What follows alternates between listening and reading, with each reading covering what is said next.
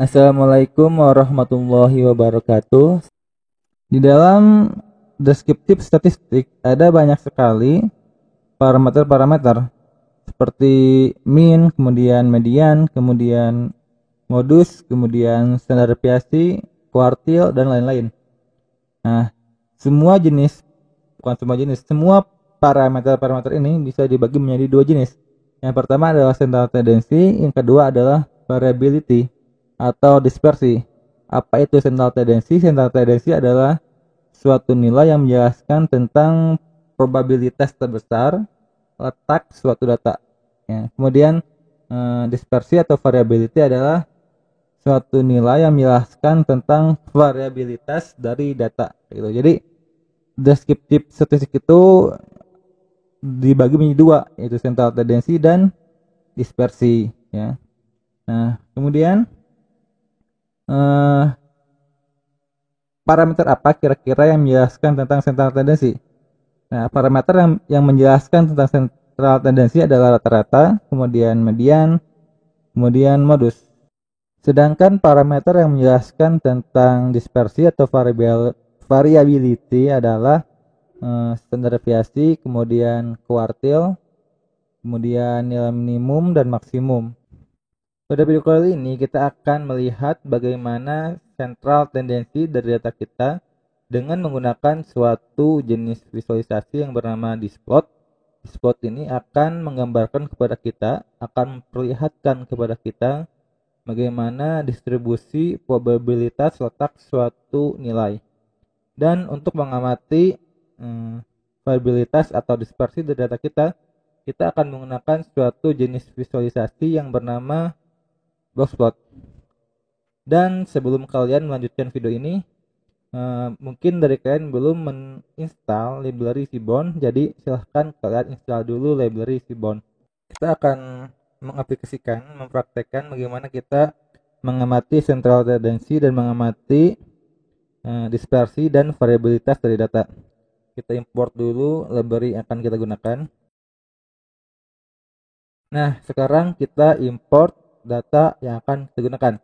Di sini saya memiliki beberapa data di direktori saya. Saya akan menggunakan data Titanic untuk mengamati central tendency dan variabilitasnya.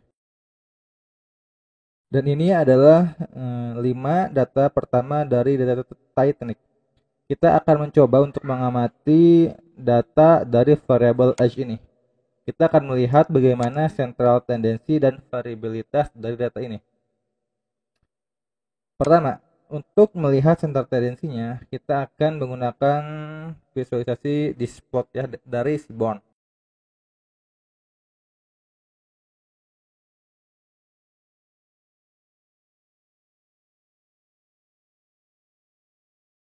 Dan ini adalah visualisasi Displot dari data kita. Di mana visualisasi Displot ini, yang Y ini adalah nilai probabilitas distribusinya. Dan X ini adalah value dari H-nya. Jadi di sini kita bisa mengamati bahwa distribusi terbesar dari data kita berada di nilai ini nih. Sekitar 23 ya.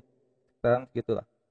Dan kalau kita melihat mean dan median dari data kita adalah segini. Age min-nya adalah 29 dan medianya 28.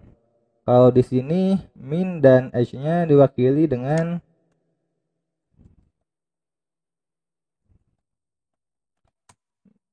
min dan age-nya diwakili dengan min untuk warna yang kuning dan median untuk warna yang hijau. Di sini min dan age-nya cukup mendekati dari distribusi terbesar dari nilai age ini. Sentral distribusi adalah nilai yang mempunyai distribusi terbesar dari data kita. Ya. Nah, sekarang kita akan mencoba melihat variabilitas dari data age ini dengan menggunakan suatu jenis visualisasi yang bernama boxplot.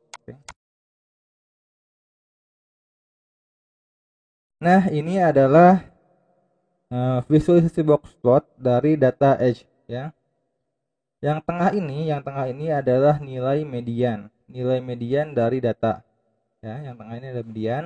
Kemudian ini adalah 75 persentil, ini adalah 25 persentil, dan perbedaan antara 75 persentil dan 25 persentil adalah interkuartil ya. Dan ini adalah 1,5 dari interkuartil batas atasnya, dan ini adalah 1,5 dari interkuartil batas bawah. Dan nilai yang berada di luar ini menunjukkan nilai-nilai outlier.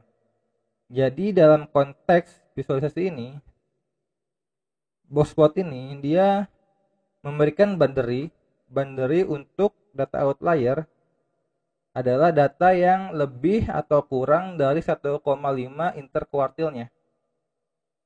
Kayak gitu. Sebenarnya tidak ada definisi standar untuk mendefinisikan outlier.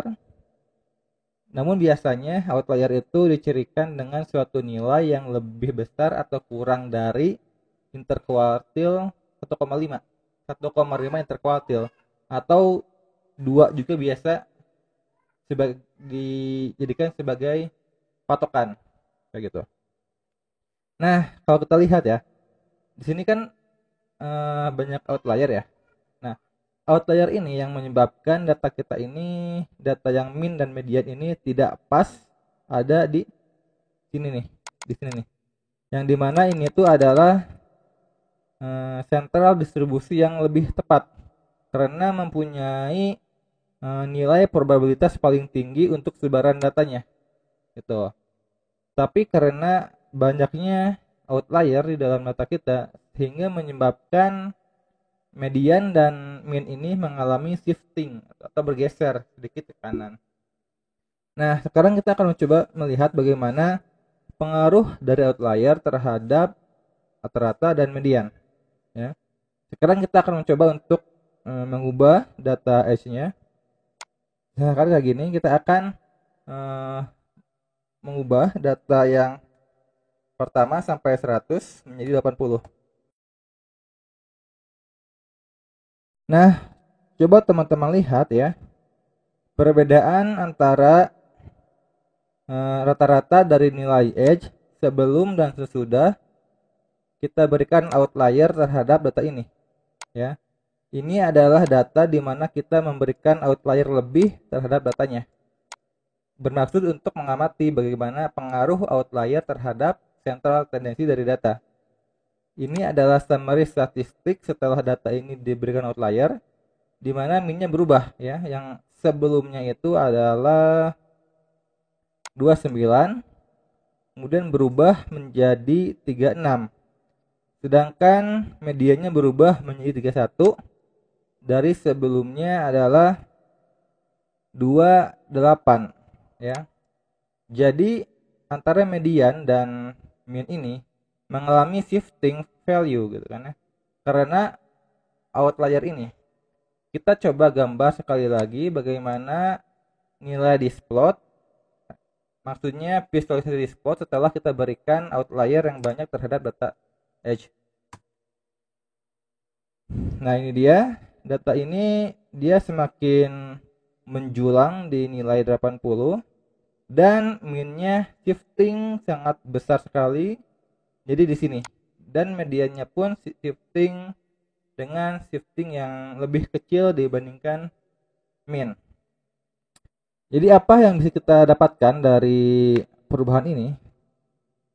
Yang kita dapatkan adalah bahwa parameter median itu lebih robust atau lebih tahan terhadap outlier untuk mempertahankan sebagai central tendency.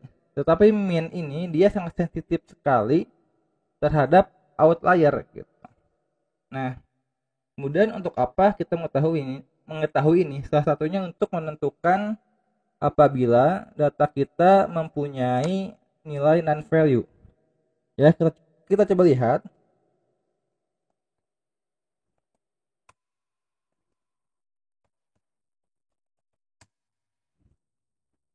Nah, ini dia.